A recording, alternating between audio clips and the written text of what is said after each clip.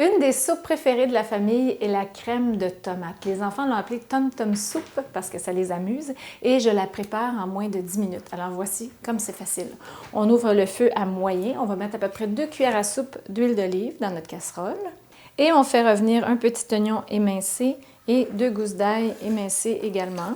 Pas trop longtemps, environ 1 ou 2 minutes, jusqu'à temps que les oignons soient translucides.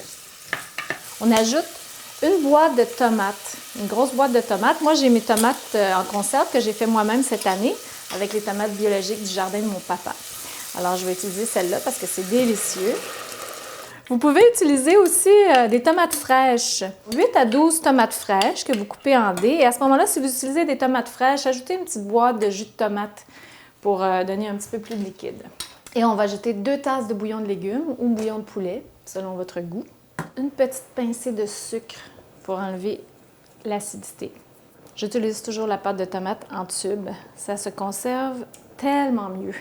C'est tellement plus facile à utiliser également. On amène la soupe à ébullition et on ferme le feu. Prochaine étape, on met la crème. Moi, j'utilise toujours de la crème 35 %. Une tasse de crème 35 %, il y en a qui vont dire « Ouh, c'est beaucoup ». Mais si vous utilisez de la fausse crème comme de la 15 % ou du lait dans un mélange de soupe aux tomates comme ça va tourner. C'est ça qui fait que la soupe a plus l'air du lait caillé qu'une crème de tomate. Mais j'ai pour mon dire, la crème, c'est de la crème, c'est délicieux. En autant qu'on n'en mange pas trop souvent, c'est correct.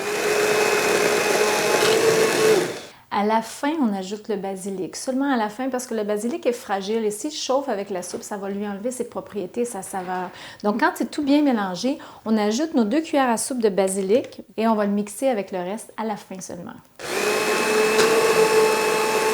Alors comme vous pouvez voir, c'est vraiment pas très long et je vous promets que vous allez avoir du succès avec cette soupe-là, avec vos enfants et même avec toute la famille.